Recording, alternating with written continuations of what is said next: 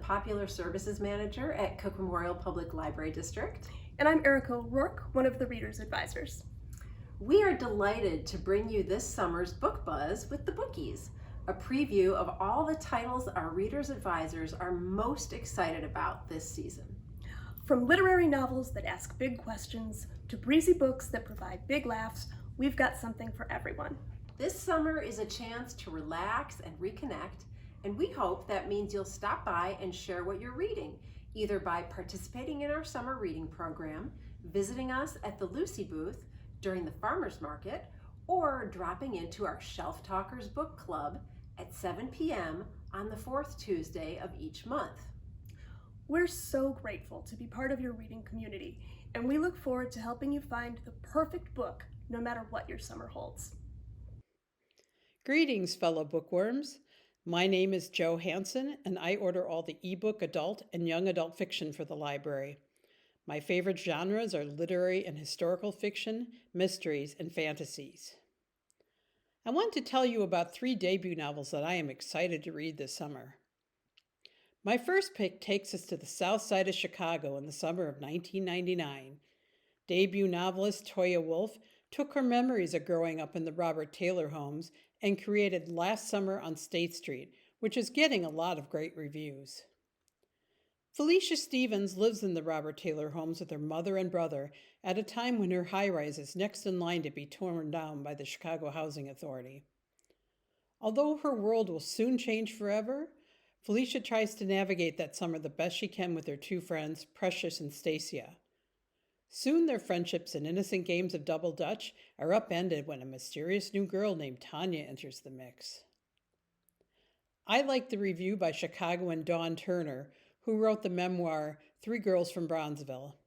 She writes, "Last Summer on State Street is a triumph, a beautiful ode to the humanity, complexity, and compassion of people in a community too often defined by pathologies. You will root for the brave and sure-footed Felicia, Precious, Stacia, and Tanya, as well as their families, all striving amid the rubble. What a lovely debut told with warmth, grace, and a piercing affection." This coming-of-age story about friendship, community, and resilience should appeal to fans of Jacqueline Woodson and Britt Bennett. My second buzzy book is Calling for a Blanket Dance by debut novelist Oscar Hoquea, who is an emerging Native American author. It comes out July 26. This novel's protagonist is a young Indigenous man named Ever, whose story is told through the perspectives of his family members living in Oklahoma. Ever despairs while he is pulled in different directions by his relatives. He worries about his father, whose kidneys are failing. He worries about his mother, who is having trouble keeping her job while caring for her husband. Then there is his grandmother, who wants the entire family to move to find security. While dealing with all this turmoil, Ever's dying grandfather urges him to learn about his heritage through traditional gourd dances. And his cousin reminds him that he is connected to his ancestral past. Ever must find the strength to battle through his anger and find out who he is and who he should be while helping his family. My favorite review comes from Gabriel Bump, author of Everywhere You Don't Belong. He writes, "Hoquea offers us a rich tapestry of interconnected narratives, a chorus of distinct voices battling against history, failing bodies, and barren landscapes. We move through decades, fall in love, and despair with the family. The scale and beauty reminds you of 100 years of solitude set in Oklahoma. Here's a true American epic." I'm excited about getting to read a new voice from the Native American community. Calling for a Blanket Dance will appeal to fans of literary fiction and readers who enjoyed Tommy Orange's There. And now for something completely different. My final pick, The Book Eaters by Sunyi Dean, comes out August 2 and already has a starred review from Publishers Weekly. Sometimes I wish I could just touch a book and absorb all its words. In Dean's debut fantasy, the characters actually absorb books' contents by eating them. The main protagonist, Devon, lives in the Yorkshire moors with a secret line known as Book Eaters. Boys grow up consuming books of valor and adventure, while girls eat fairy tales and cautionary stories. Children in this community are disciplined by having to eat mushy old dictionaries. While Devin gives birth to a boy who's not a book eater, but a dangerous mind eater, he's cast out from the community. Devin flees with her son, hoping to save him from the family's wrath, while finding a way to deal with his sinister hunger. Reviewers say The Book Eaters is a stunning original debut with great world building and intriguing characters. One fantasy author I enjoy, H.G. Perry, writes that The Book Eaters is an exquisitely crafted tale of those who break free of the stories written for them and forge their own in ink and blood. I couldn't put it down. With that high praise, I can't wait to read this unusual novel. This title will appeal to Gothic fantasy readers and fans of 10,000 Doors of January by Alex E. Harrow. Have fun reading this summer. I know I will. Hi everybody, I'm Erica O'Rourke. I'm one of the Reader's Advisors here at Cook Library. I'm also the romance selector and I run the Agatha Mystery Book Club. And I can't wait to talk to you about the summer titles I am most excited about this season. My first selection is These Impossible Things by Selma El Wardani. Set in England in the early 2000s, this is contemporary fiction about three college friends, all Muslim women of varying backgrounds, navigating the competing pressures of faith and family and their own dreams. Their choices take them down different paths and really strain the lifelong bonds between them. But in the end, the events of one fateful night bring them back together. I'm excited to read this book because it focuses on female friendship at such a pivotal time in one's life, that transition from college to adulthood that maybe doesn't get as much attention as it deserves. It's also been described as dealing with weighty topics with a deft touch, and that really appeals to me. These days, I'm gravitating towards books that are thoughtful without being depressing. And lastly, I'm really interested in taking a nuanced look at the lives of Muslim women that are coming from very different backgrounds and cultural expectations. I think it's going to be a fantastic read for people who want stories that explore big issues through well-drawn characters. My second book is The Night Shift by Natalka Burian, and it comes out on July 12th. Like These Impossible Things, The Night Shift is set in the early 2000s, but this is a speculative take on the era. In the world of this story, New York is riddled with shortcuts. They're secret doorways that cut through time and space, but they only move in one direction and they only work at night. When Jean, a bartender with a troubled past, learns about the shortcuts from a friend, she initially uses them to shave some time off her commute, but then her friend disappears, and Jean is absolutely convinced that the shortcuts have something to do with her friend's disappearance. As she digs into the investigation, however, it reveals truths about her own past, and unraveling the mystery of the shortcuts might just be the key to unlocking her own future. I love books with a strong sense of place, and the reviews are saying that this book makes New York City feel like a character all on its own. I also really like that it balances the speculative and the mystery elements. Similar to The Cartographers by Peng Shepherd, which was one of my favorite books of the spring, I think this also balances those two elements really nicely. Most importantly, this seems like a book that shows us how Jean moves from sort of a place of isolation to a place of connection.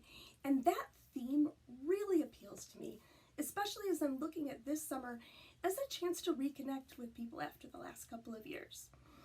I think if you liked The Cartographers, or Una Out of Order, or In 5 Years, but you want something with a little bit of grit, I think this is going to be a fantastic choice for you.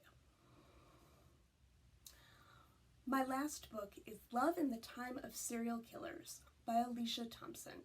It's out August 16th. Lately, it seems like every romance novel with an illustrated cover is billing itself as a rom-com, but many of them fail to deliver on the comedy part of that premise. Love in the Time of Serial Killers, however, seems to be the exception to the rule. It is about a true crime-obsessed PhD student. She moves home to Florida for the summer to help clear out the family home, and while she's there, she begins to suspect that her super cute, super nice next-door neighbor might actually be a serial killer, and she can't decide, is she in danger of losing her heart literally or metaphorically? The reviewers are all talking about how funny this book is. Like, it's a true romantic comedy, and that feels rare these days. So I'm really looking forward to having some good laughs. But also, I love mysteries. I just tend to find true crime a little too intense. It stresses me out. This feels like a much more manageable peek into that true crime loving world. The other thing is, it feels like a great fit for August. I know that it is technically summer, but at my house, August is absolutely banana pants. So this feels like the perfect, fast, fun read that I can enjoy while I'm having a large glass of lemonade and getting my kids back to school. Hello, I'm Mark Morton, Adult Services Librarian at the Cook Memorial Public Library District. I also select all the books for the Young Adult Collection at both locations. I'm excited to share some books that I'm looking forward to this summer. My first buzzworthy book is Our Crooked Hearts, which is the latest from Melissa Albert, the author of the popular Hazelwood series. Although she now lives in New York, Albert grew up locally, so many of her books take place in the Chicagoland area, including this binge-worthy contemporary fantasy, which has already collected several starred reviews. This story follows 17-year-old Ivy, who starts off her summer with a breakup, a late-night car accident, and unexplained rabbit corpses in her front yard. To make things worse, all of these events are starting to make her question her memories, and her mom's strange behavior is making her wonder if she is hiding something. Told from alternating perspectives of Ivy's mother's teenage years in 1990s Chicago and the current-day suburbs, this exciting tale, full of secrets, lies, super bad choices, and witchcraft will keep you spellbound and turning pages as you learn more about the dark ties that bind mother and daughter. I hope you will join me in reading this creepy, multi-genre coming-of-age story, perfect for fans of The Craft, Coraline, or V.E. Schwab. My next book is a Southern Gothic horror novel entitled Wake the Bones, written by debut author Elizabeth Kilcoyne, who Kirkus is describing as YA horror's new standard bearer. This starred review book follows 19-year-old Laurel back to her uncle's tobacco farm in Dry Valley, Kentucky. No one knows that she dropped out of college, so Laurel is happy to just get lost, helping back on the farm and working on her taxidermy, an attempt to escape a boy who didn't love her back. What she doesn't expect is that her return would awaken an old evil on the farm, an evil that haunted her mother as well. Can Laurel unwrap her mother's terrifying legacy? What can you do when the place you call home becomes hostile? Something rots, something rises, in this novel that Kirkus describes as vivid, lush, and beautiful in its gruesomeness. As a horror fan, I'm very excited to read Wake the Bones, but this one doesn't seem to pull any punches. So it's likely best suited for fans of hard-hitting YA horror like the work of Daniel Kraus. My final book is a queer romantic comedy from debut author Aaron Aceves. This Is Why They Hate Us has received a starred review from Booklist and is due out August 23rd. It tells the story of Enrique, who has the perfect summer plan for getting over his crush, dating as many boys as possible. His options are intriguing. There's the stoner, Tyler, the class president, Ziggy, and Manny, who seems to be really into Enrique. The only problem is, Enrique has no game and is only out to his best friend. But as the anxiety and pressure of his Get Over Salim initiative start to build, it begs to question if hooking up with a bunch of guys to get over one is a good plan after all, and is it worth the cost? Aceves' writing is being described as lyrical and hilarious by fellow YA authors. This summer romp has a lot of heart and is great for fans of Adam Silvera. Hello, I'm Andrea Larson, and I'm really excited to share with you 3 good books to read for the summer. My first one is The Woman in the Library by Sulari Gentill. Now, I love a good mystery any time of year, so I think summer is perfect for them, and this is a really promising one coming out in June. Author Winifred Freddie Kincaid is writing in the reading room at the Boston Public Library when the tranquility is shattered by a woman's terrified scream. Security guards take charge immediately, instructing everyone inside to stay put until the threat is contained. While they wait for the all clear, Freddie and 3 strangers, who all happen to sit at the same table, pass the time in conversation and friendships are struck. When a woman's body is discovered 3 days later, the group decides to work together to solve the crime. Each had their own reasons for being in the reading room that morning, but is one of them the murderer? This is an unexpectedly twisty literary adventure that examines the complicated nature of friendship and shows us that words can be the most treacherous weapons of all. My next book is After the Hurricane by Leah Frankie. It comes out in July. It's set in a place that's known for its beaches, Puerto Rico. But this is not a fluffy beach read. It's a thoughtful coming-of-age story and a sensitive examination of immigration, family ties, mental illness, and loss. Elena Vega is the daughter of Santiago Vega Jr., an immigrant to New York from Puerto Rico. Santiago has had a tumultuous life as a person with bipolar disorder and an addiction to alcohol. When he and Elena's mother divorced, Santiago retreated to Puerto Rico and has had little contact with Elena since. But then he goes missing, and Elena travels to Puerto Rico to find him. This is the story of Elena's journey seeking out her father, not just to find him physically, but to find out who he really is. A compelling mystery unfolds as Elena is reunited with family and with a place she loved and lost, the island of Puerto Rico, which is in itself a character in this beautiful and hopeful book. My August pick is Mika in Real Life by Emiko Jean. Shopping in Target one day after losing her job and feeling like an utter failure, Mika Suzuki gets a call out of the blue from Penny, the daughter she gave up when she was 18. Thus begins a relationship Mika wasn't sure would ever even be possible. Unfortunately, Mika wants this to work out so badly, she begins lying about parts of her life she wishes were better. Her job, her boyfriend, and, well, basically everything. But of course, the lies eventually unravel, as lies tend to do, and we see Mika's deepening bond with Penny, her tense relationship with her own parents, and her discovery of who she truly is. Funny and heartwarming, this book will give you all the feels. If you liked Eleanor Oliphant is Completely Fine or Such a Fun Age, give this book a try.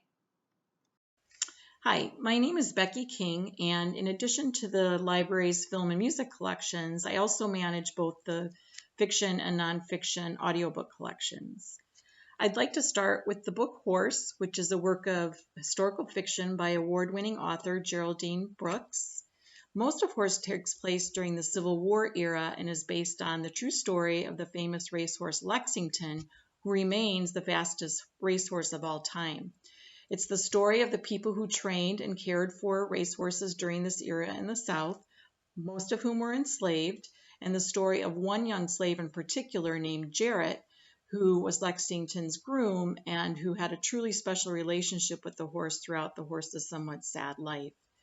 In a separate thread of the story, set in the present day, a young scientist and a Nigerian-American art history student develop a special relationship over a mystery surrounding famous paintings of Lexington, as well as the study of the horse's skeleton, which is actually part of the collection at the Smithsonian Institution. This is a beautiful story of the special bond between a boy and a horse, how art and science are related, and how racial injustices of the past remain so relevant today, all tied together with great skill by author Geraldine Brooks. The book course will hit library shelves in mid-June. Switching gears a little bit, my next book is the new suspense novel by debut author Katie Gutierrez titled More Than You Will Ever Know, which is also due out in June. True crime blogger Cassie Bowman knows she needs to up her game if she wants to be taken seriously as a journalist. Cassie is intrigued when she stumbles across the decades-old story of a murder involving a woman named Lore Rivera, an international banker who was infamously married to two men at the same time until one husband killed the other. Cassie realizes that a book about the case may be her ticket to legitimacy if she can just get Lore to talk. And, much to her surprise, Lore is very willing to talk. As Cassie digs deeper into the details of the case, Lore's story of why she was married to two men at the same time and what happened the night when one husband killed the other plays out in alternating chapters set in both Texas and Mexico in the 1980s. This is a suspense novel that isn't necessarily a page-turner. The suspense builds slowly, and the character development is well beyond what you might typically find in a thriller. It's also a nice change of pace to have two strong, smart women at the center of a suspense novel. It's a fun read and a great option for summer. My next book is The Last White Man by celebrated author Mohsin Hamid, which is set in an undisclosed country in the very near future. Our protagonist, Anders, is in his 20s, and his circumstances literally change overnight when he wakes up one morning to discover that his white skin has changed completely to a deep, rich brown. Afraid and confused by his new self, Anders can't help but notice how family members, old acquaintances, and even strangers react to him so differently in his new skin. Anders and his girlfriend Una discover that this overnight transformation is slowly happening to all white people throughout the country. At first, there's a great deal of fear and distrust and suspicion of those who have changed, which leads to a lot of unrest in the country, as well as a longing by the newly changed for their old lives. The stories of Anders' changing relationship with his dying father, who is the last white man of the title, and Una's relationship with her mother, who is late to change, form the emotional core of the book and serve as a hopeful symbol of what life might be like if we could all just accept each other for who we are and not what we are.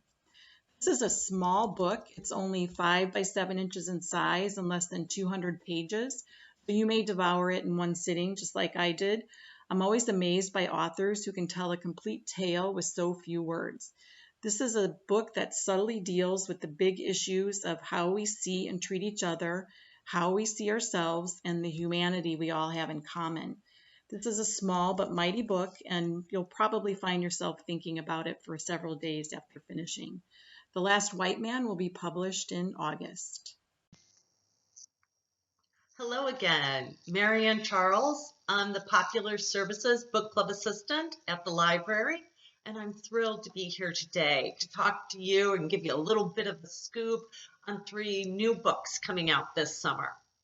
First, By Her Own Design by Piper Hughley, out on shelves June 7th.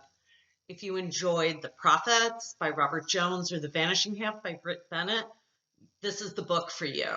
By Her Own Design is based on the incredible true story of one of fashion's hidden figures, Anne Lowe. So our book begins by telling us how just 2 weeks before the wedding of the century, that is Jacqueline Bouvier to John Kennedy, the dress shop where Bouvier's gown and 11 bridesmaids' dresses are being stored is flooded. Anne Lowe, the designer and the producer of the gowns, must recreate them all in less than 2 weeks. So through flashbacks, we get to hear Anne's incredible true story of being raised in Jim Crow, Alabama, learning to sew from her mother and grandmother, how she elopes to Florida at age 12 with an older man who ends up being an abusive alcoholic. Her work with a Tampa socialite provides her entree to Florida's elite. Eventually, Anne flees her husband to New York and embarks on her business. I really love how in this book, we have a literal rags to riches story. and also a nod to one of the most famous designers of the 1920s and 1960s, who has since been forgotten. So if you enjoyed The Gown by Jennifer Robson or anything by Fiona Davis, you'll enjoy this book. Next, coming out on July 19th, we have The Daughter of Dr. Moreau by Sylvia Moreno Garcia. So if you're a fan of cerebral, atmospheric, historical horror, you will not want to miss this book. Moreno Garcia is a pro when it comes to adapting classic horror tales for a modern audience, as she did in Mexican Gothic, turning the Dunwich Horror on her head. This time she takes on The Island of Dr. Moreau by H.G. Wells. So our main character is Carlotta, the beautiful, naive daughter of a mad scientist who is committed to creating a race of human-animal hybrids. Carlotta longs to escape her boring life on the island and may actually get the chance when her father's benefactor's heir comes to visit the island. As usual in a horror story, things get out of hand. This book is also an exploration of life on the margins and the horrors of colonialism. It's a story filled with action, romance, and of course, monsters. So I love pretty much anything by Moreno Garcia, so I'm really excited about this one. So put it on your reading list if you enjoyed Mexican Gothic, The Death of Jane Lawrence by Caitlin Sterling, or Lovecraft Country by Matt Ruff. On August 30th, Taylor Jenkins Reid's newest comes out. Carrie Soto is back. Fans of Jenkins Reid may recognize Carrie Soto from Malibu Rising, where she makes a cameo appearance. For me, I like when authors, so I love how Jenkins Reid interweaves characters throughout novels. It really immerses you in the worlds they create. So a little bit about this one. Carrie Soto was at the top of her game in the tennis world when she retired from tennis. She shattered every record and earned 20 Grand Slam titles along the way while being coached by her father. But 6 years into retirement, Carrie is seeing her records being shattered by a newcomer and decides to come out of retirement at the ripe old age of 37 to reclaim her records. She brings her father on as coach and swallows her pride to train with a man that she nearly lost her heart to. So this is a story of greatness and sacrifices legendary athletes make to, quote unquote, win it all. So again, if you enjoy kind of those family dramas, you'll love this book. It's for readers of Jojo Moyes. Kristen Harmel are going to eat this book up. Think Apples Never Fall by Leah Moriarty or The Comeback by Ella Berman. That's my take for the summer. Hope you enjoy them. Hello, my name is Karen Varga, and I'm a part of Popular Services, and I'm in charge of ordering the books for our large print collection. And today I'm going to talk to you about a novel coming out in June, and you're probably going to be familiar with the setting because it's set in Aurora, Illinois. And the title of the book, believe it or not, is Aurora, a novel, and it's by David Coeb. This is a tale of survival during a worldwide cataclysm. A solar storm takes out the power globally, and the protagonist, Aubrey Wheeler, finds herself having to take care of her ex-husband's teenage son, and in the process basically ends up protecting the entire neighborhood. She has an estranged brother, and he's very wealthy, and he's going to ride out this catastrophe in a luxury bunker, but something goes wrong. So the two of them end up getting together, and it is not a warm, fuzzy reunion. According to Booklist, this novel is based in real-world science.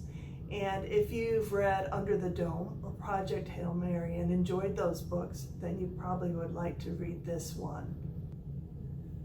This next novel was supposed to be published in July, but it's been put off and won't be hitting the shelves until August. It's been described as Girl Interrupted meets Shutter Island. It's a historical fiction, and it's called The Lost Girls of Willowbrook by Ellen Marie Wiseman. This is the true horror that humans commit. Sage Winters finds that her twin, Rosemary, who she believed dead 6 years ago from pneumonia, has actually been sent to an institute called the Willowbrook State School in Staten Island, New York. She makes it her mission to retrieve her sister from the school, but when she gets there, she is mistaken for her sister who recently disappeared. She is in for the lesson of a lifetime.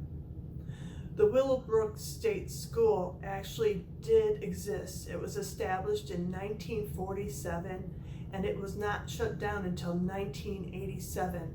At its peak, it had 6,200 residents, even though it was supposed to only hold 4,000 capacity. And it was actually discovered by many people, but filmed by Geraldo Rivero. The next book that I'm going to tell you about is also coming out in August.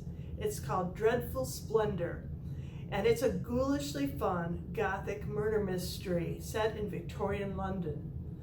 The main character, Genevieve Timons, is not a very nice person. She poses as a spiritualist and she swindles wealthy mourners. She has been hired, though, by a Mr. Pemberton, and he is surly, handsome, and not really mourning, but angry. He has actually hired her to try to trick a confession out of someone he believes murdered his fiancée. Well, it ends up that she doesn't have to trick anyone because there is a ghostly presence. The author of this book, B.R. Myers, is known for her YA book, Girl on the Run, and she says that she was inspired by Lois Duncan, Ray Bradbury, and Stephen King. So if you like any of their writing, you might want to give her book a try. Well, folks, that's all for Summer Book Buzz with the Bookies. We hope to see you soon, either at the reference desk or at the Libertyville Farmers Market on Thursday mornings all summer long. Take care and happy reading.